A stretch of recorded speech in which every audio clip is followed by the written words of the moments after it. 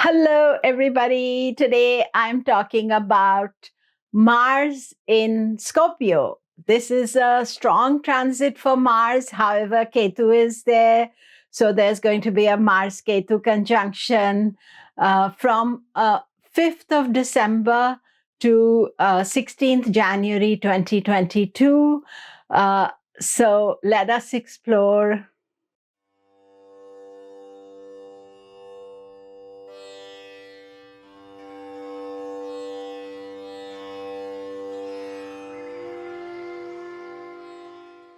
Hello, I'm Komilla Sutton, and we are talking Mars in Scorpio. Do remember to subscribe, press the bell notification. Also, I want to remind you about my conference. I'm doing a conference on Saturn from 5th to 8th of February. This is online, so you can attend from wherever you are. All the details are on my website, komilla.com. And also, I'm offering 5 free scholarships to deserving delegates. So you can email me info@komilla.com, and I will decide end of January who to award these scholarships. So the Saturn conference, very interesting. International faculty, lots of interests and different speakers. So do check it out and do come to it. I look forward to it. So let us talk about Mars in Scorpio. Mars in Scorpio moves in on 5th of December. It may be also 4th if you're like me in California. It is 4th of December. Otherwise, it's 5th of December in other parts of the world, and will remain till 16th of January 2022. Now, Mars in Scorpio is its own sign for Mars. Therefore, this is a powerful transit. And Ketu is there in Scorpio as well. So the thing is this, that Ketu is the co-ruler of Scorpio. It is exalted in Scorpio. Mars is the other ruler. So there's a lot of emphasis on where Scorpio is in your chart. And that area, both the rulers are there. This is a rare aspect because Ketu will be in Scorpio only once in 18 years, and Mars comes every 2 years. So Mars-Ketu conjunction in Scorpio is quite rare. However, when the exact conjunction is taking place on 14th of December, then that is not an easy day because they are both very fiery elements, and therefore there can be some aspect of combustion at that time, things getting out of control, anger issues can rise up. And I think with Scorpio is a very mystical, spiritual sign, but it is the sign of transformation. Scorpio is where the eclipses have been taking place. However, Mars was not involved with the eclipses. Only other planet, Sun, was involved. So Mars is very much on its own in this transit. Ketu remains with it most of the time. But after the conjunction, they move into separate directions because Ketu goes backwards, Mars goes forward.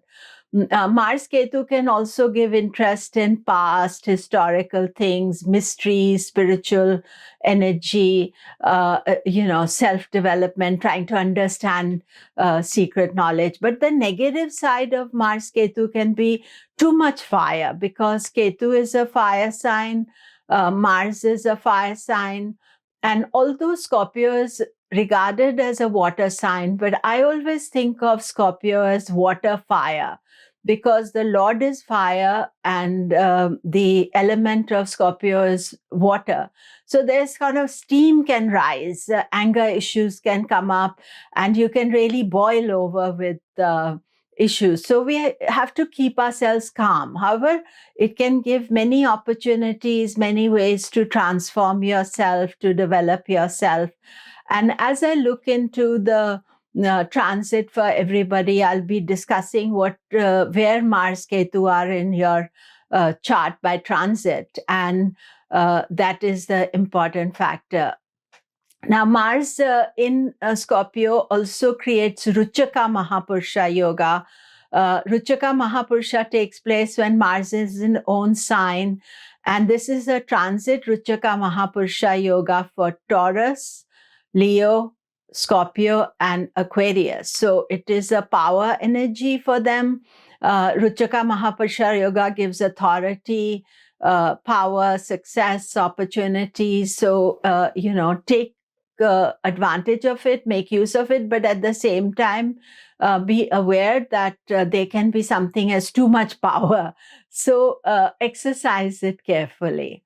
And then because it is in Scorpio, the end is always Gandanta.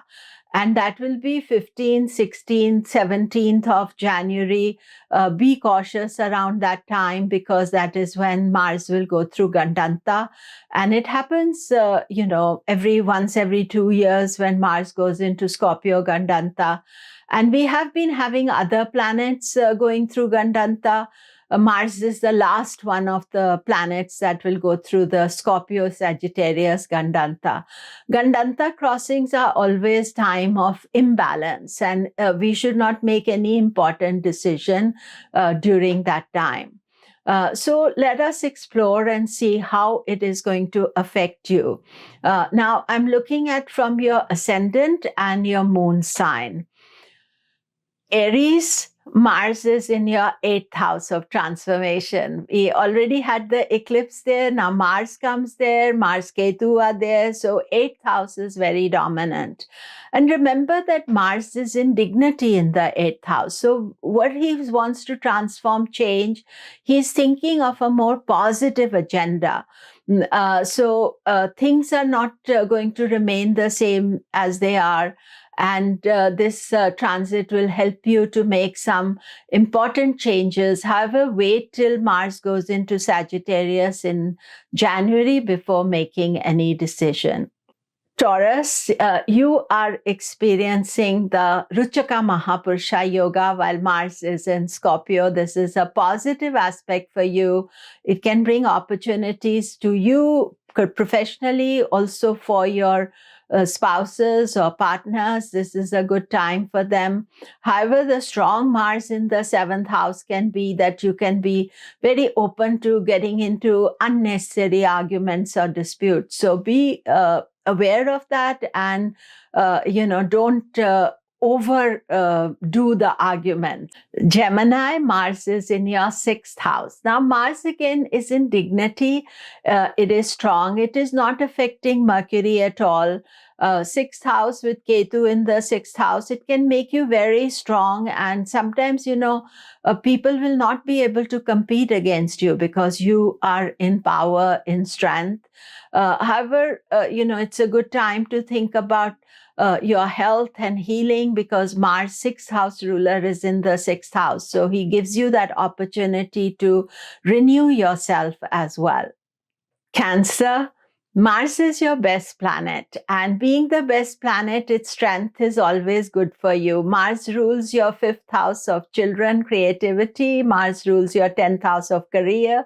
This is a good time to take action. Opportunities will come without your making any effort. I would just be careful around 14th, 15th when Mars Ketu conjunction is taking place. But otherwise, this should be a very positive transit for you. Leo, Mars is your Raja Yoga Karaka planet, best planet. He is also in the Ruchaka Mahapurusha Yoga, 4th Lord in the 4th house. Now, this is after the eclipses. So whatever drama eclipses have to do, they have already done, and you may know about it, but now Mars is coming into its strength and he's going to bring opportunities for you. Good luck. Only thing you have to be careful is around the Mars Ketu conjunction. That is important. Otherwise, I would say this is an excellent transit for you, excellent time. Virgo, Mars is transiting your third house of effort and action and communication. You'll be very motivated to do things, to make change, to transform. And it's a strong transit. Mars is not always the best planet for you. So you have to think and analyze. Don't take impulsive action. Otherwise, Mars can push you sometimes quickly and impulsively into areas that may not be suitable for you. Libra, Mars is in your second house of wealth and money, and Ketu is also there. So two kind of major fiery planets in the second house. You have to watch how you speak, because it can be suddenly that you can say something in anger or in irritation, and then people will not take it easily. So do watch out for it, and especially around the 19th when Venus also turns retrograde. Second house also house of money and finances. Mars is good, is offering you opportunities for finances, but Ketu is not interested in it. So this is kind of contrary aspect. And just watch out for 14th, 15th, and mostly watch out for what you say, Always think before you say anything. Scorpio, major transit for you. Mars is in your ascendant, Ketu is in the ascendant. It's a Ruchaka Mahapurusha yoga. This is a rare combination. So rare opportunities can come your way. This is a strong aspect. And remember, this is post-eclipse. So whatever the eclipse was doing, change, transformation, that may still happen. But Mars is now giving you the confidence and courage to make things happen, or to sort out issues you want to sort out. And this is always a good transit. Just watch out for the Mars-Ketu conjunction. And then the Gandanta on 14th, 15th, 16th of January. Sagittarius, Mars is a good planet for you, but it's in your 12th house of expenses with Ketu. So 12th Lord, both the 12th Lords are in the 12th house. Now, it really depends what you're focusing on. If you're focusing on spiritual things, on meditation, on, doing something positive for yourself spiritually, this is a great time. It can also take you abroad, foreign trips. I would say that it is also important to watch your expenses, because Mars can be very kind of interested in spending, or he's very dominant. So if there's something comes, you'll think, oh, I must do it. And then Ketu doesn't care, either which way, but both of them together, they can bring limitless expenses. So you are not starting any new project where big money is required. Jupiter, your ascendant ruler, is in the third house. So he's helping you, but I would say just be very conscious of this. Think spiritually, do things around there. It can also make you travel. Travel is fine, but just be aware of your money expenses, I would say. Sometimes even emotional expenses, a lot of effort is made and then you don't get the rewards for it. Capricorn, Mars is in your 11th house. 11th house is house of profit, opportunities to make money. This is post-eclipse time. So Mars is in full dignity. He's helping you. And so there can be some financial opportunities, time for raise. I would say if you want to talk about it or you want to discuss, don't do it when Mars-Ketu conjunction is on. That is 14th of December. And then next month when the Mars is in Gandanta around 14th, 15th, 16th of January. So you are watching those timings, but otherwise I think this can be a financially rewarding time for you. Aquarius, Mars is in your 10th house, creating Ruchaka Mahapurusha yoga. This is very positive. You see, the eclipse happened, which is telling you to make a change. But now Mars has come in and he is promising a positive change for you. So if there are opportunities coming within your work or you want to make some changes, even within the job you're doing or work you're doing, then Mars can focus you in the right direction. Pisces, Mars is your best planet. He's your ninth lord in the ninth house, and Ketu is also there. So ninth house ruler is rare to have both the ninth house rulers together. So I feel that this is a great time to think about your higher self, about spirituality, about studying something good. You can also be writing, exploring ideas. You can get good advisors, good energy. Ketu represents past life issues. So it is Jnana Karaka, Karaka for knowledge. So it can bring some knowledge to you. It's not necessarily that you're actually learning something, but some opening will come, some ideas will come. Sometimes even a very simple person can give you some great knowledge. So you should be open to that, but it is a good time, good opportunities for you. So enjoy. So that is it for today. Do remember to subscribe, press the bell notification. Thank you.